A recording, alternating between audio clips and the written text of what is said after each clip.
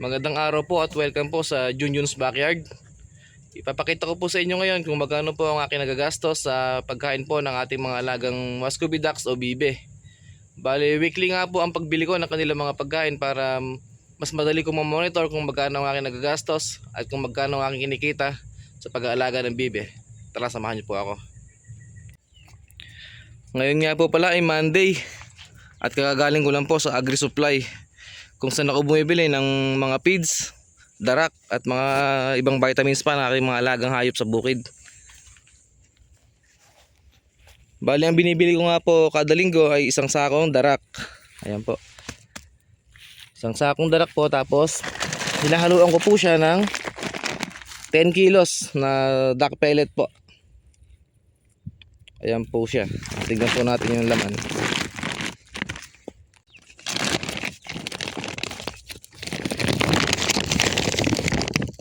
Yan po yung itsura ng duck pellet na binibili ko.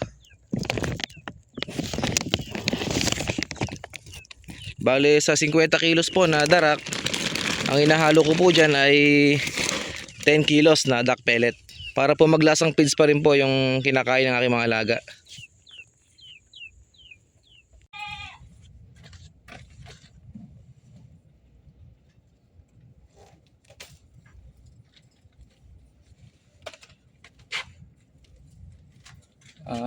Bale, ang presyo nga po pala ng darak dito sa amin sa Nueva Ecija ay 13 pesos po per kilo. Kaya ang isang sako po ay umaabot po ng 650 pesos po. Ito po siya, 50 kilos po.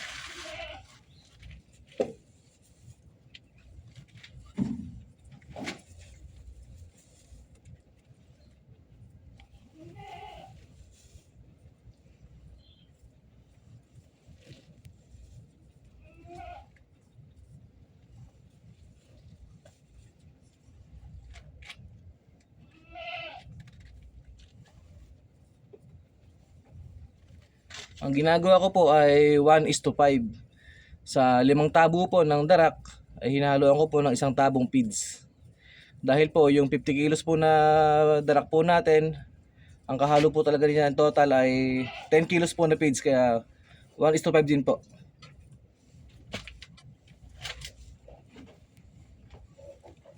At ito po, meron na po tayong 5 tabong darak.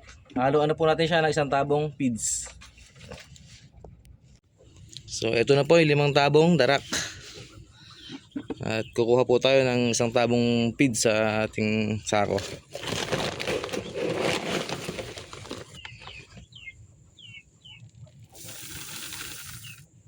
Ayan po. Tapos sinahaluan ko po sila ng molasses. Ang presyo nga po pala nitong duck pellet ay 26 pesos po per kilo. Kaya inaabot po siya ng 260 po ang 10 kilos po weekly. Kaya bali po 910 po ang weekly po na ginagastos ko sa darak at feeds ng aking mga alagang bibe. Yung sa molasses naman po, ang bili ko po doon ay 270 po, yung 8 liters. Inaabot po siya ng 2 months, kaya hindi ko po ramdam yung gastos. Ayan na po yung mga bibe, mga gutom na.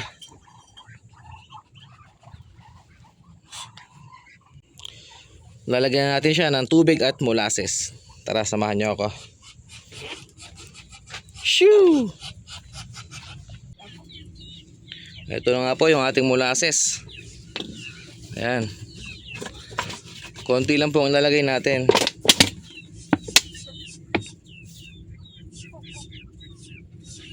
Ayan.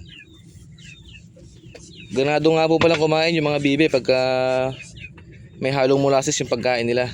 Napansin ko po yun mula nung gumamit ako niyan.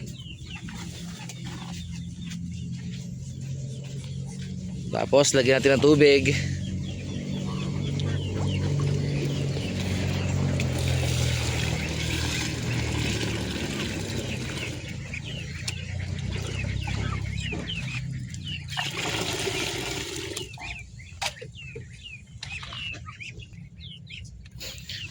Haluluin lang po natin yan hanggang sa maluso na po yung feeds at humalo na po sa ating darak. Tsaka hahalo na rin po yung lasa ng molasses. Mabango po kasi yun at matamis, kaya gustong gusto ng mga bibe. Kahit po sa manok ay gustong gusto po nila. Ayan po yung mga native na manok ko dito sa bukid. Tapos tayo na po ang bahala kung gaano kalapot o gaano kalabnaw yung gagawin natin. Yan.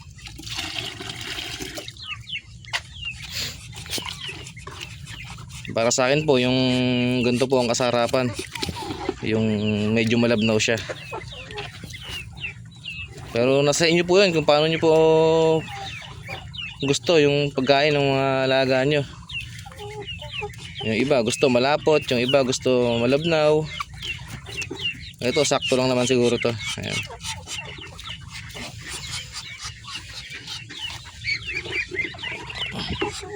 Ito na po, kakain na po sila.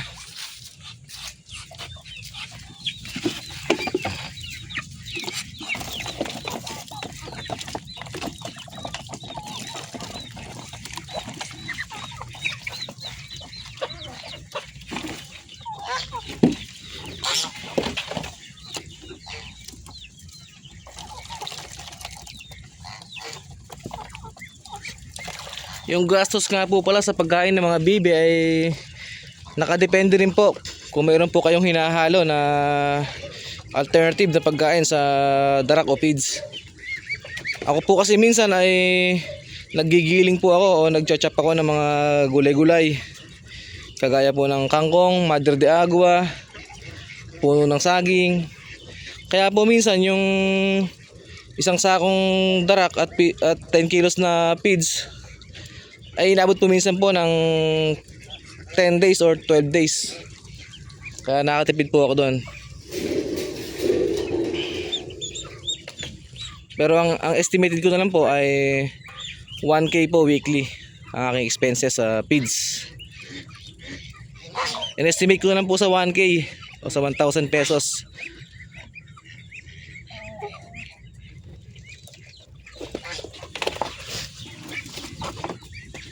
At depende rin nga po pala yung gastos kung gaano karami po ipapakainin natin. Dito po kasi sa aming backyard farm ay mahigit 50 piraso po yung aking mga alagang bibi dito. Bibi pa lang po yun, wala po yung mga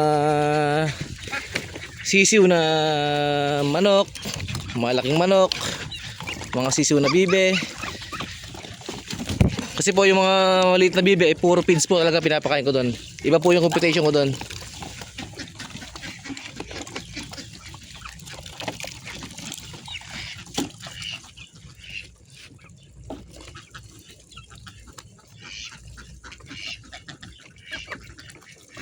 Ayan na po. Ayan.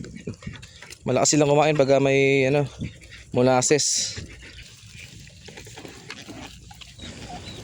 Yung gastos nga po pala sa pagkain ng aking mga alaga ay mabilis ko lang din po namang nababawi kapag nakakabenta po ng mga bibe. Halimbawa po yung 1K po na weekly na gastos po natin sa pagkain, katumbas lang po yun ng 2 bibe kapag nakabenta po. Kasi po ang isang bibe, halimbawa po ay babae, inaabot po siya ng 400 to 450 pesos po ang isang piraso. Ang lalaki naman po ay inaabot po ng 600 to 800 po ang isa. Kaya sa 2 piraso lang po ng bibi ay kayang-kaya na pong bawiin yung 1 week na gastos. Sobra pa. Kaya kumikita rin po tayo. Kasi po minsan ay hindi lang naman po 2 piraso o 3 piraso ang nabibenta natin sa isang linggo.